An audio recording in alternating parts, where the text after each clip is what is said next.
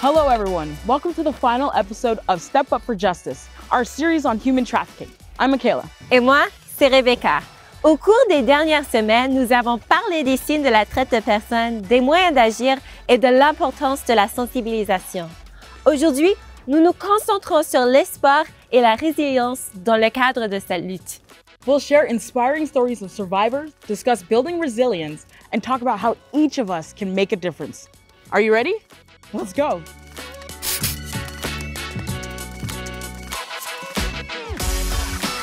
Vivre la traite de personnes est extrêmement traumatisant, mais de nombreux survivants ont fait preuve d'une force et d'une résilience incroyables.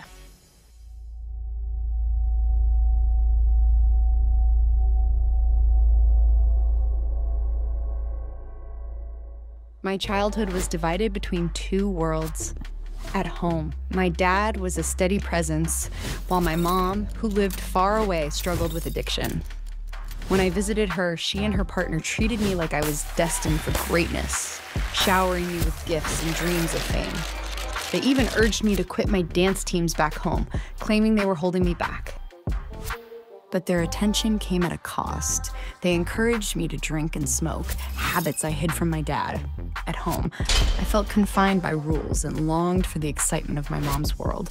When I was 14, my mom called unexpectedly, urging me to skip school and come live with her. She promised a glamorous future, saying this was my chance to become a star. Hoping for greatness, I secretly boarded a plane, leaving behind the structure of my dad's care. At first, it felt like freedom. My mom and her partner treated me like an equal, letting me do whatever I wanted.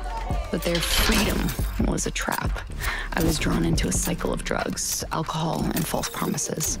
Over time, I realized their idea of fame involved exploitation. They exposed me to adult entertainment and hosted private parties, taking advantage of my dreams. I didn't understand then that I was being groomed. For years, I blamed myself, believing I had chosen that path. It wasn't until I heard other survivor stories that I recognized the truth. I was a victim of trafficking, and it wasn't my fault. Healing has been a long journey. I returned to school, sought therapy, and reclaimed my life. Today, I use my story to educate others, helping them recognize trafficking signs and empowering survivors to find hope. Healing and freedom are possible. No one has to face this alone. Stories like these remind us that hope and resilience can lead to brighter futures, even when all seems dark. Parlons maintenant de la manière de renforcer la résilience et de soutenir ceux qui nous entourent. Voyons ce que les gens ont à dire.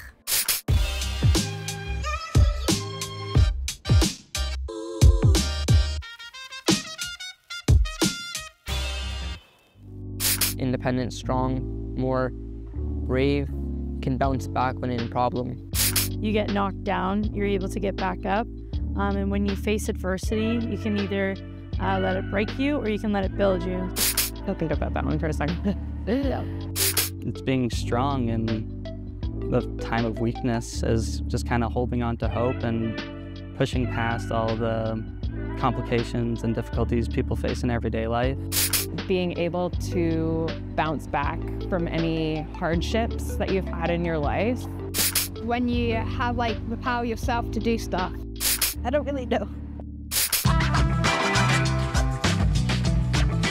I feel like resilience is when you have the knowledge and the capability of being able to help yourself and others from a tough spot that is hard to actually get out of.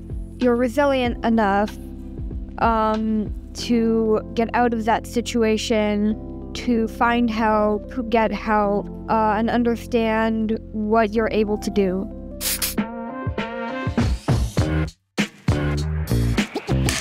So when I think of resilience, I think of someone bouncing back from a situation that caused them a lot of stress. When I think of resilience, I think of someone maybe beating cancer.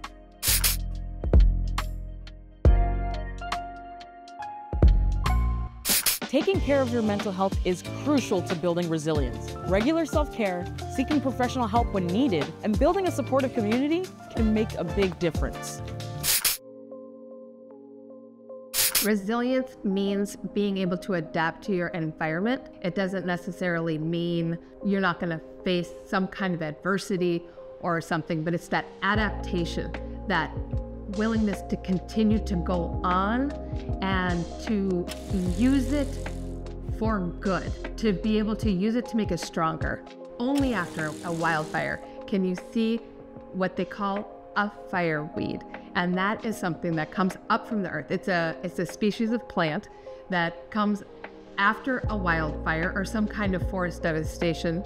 Because of the fire, its actual seed is released, if you will, just because of like the trauma of the earth. That trauma helps that seed break open and go into the soil, and through that out comes this fireweed.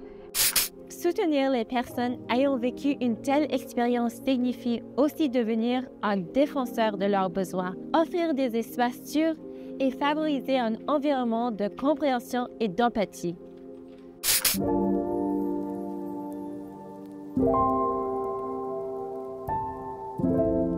When I think about resilience, I think my mom comes to mind, because my mom, she has a liver disease, and so, I mean, her whole life is just resilience, because she's super sick all the time. She can't work. And so raising me, like, I don't know, my mom's just the queen, you know. She's super resilient. She fights even when she has no more fight left in her.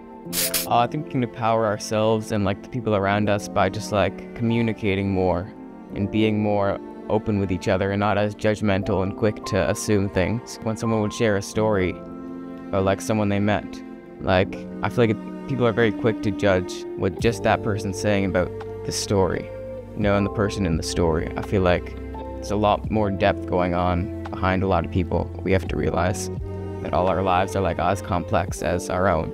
And so I think realizing that and taking a deeper look into other people.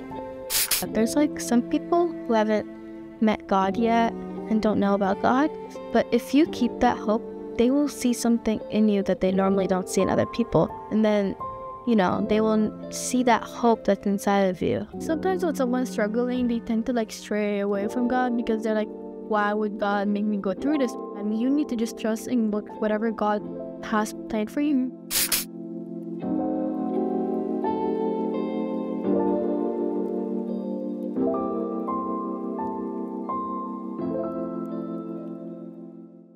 It's clear that hope and resilience are vital in creating change and supporting survivors. Let's keep these conversations going. Nous vous encourageons à répandre l'espoir dans vos collectivités. De petites actions peuvent entraîner de grands changements. Share your stories and actions using our hashtag #StepUpForJustice, or the French version, #AgirPourLaJustice. Together, we can change the world. Thank you for joining us throughout the past 4 sessions. Your commitment to learning and taking action is vital. Continuez à vous informer, à sensibiliser les autres et à soutenir ceux qui sont touchés par la traite de personnes. Consultez les ressources fournies pour trouver d'autres moyens de vous impliquer. According to the inspiring Helen Keller, an author and activist herself, nothing can be done without hope and confidence. We know hope, awareness, and resilience are powerful tools. Together, let's use them to build a safer, more compassionate world. Together, let's step up for justice. Ensemble, on peut agir pour la justice. Merci et ciao!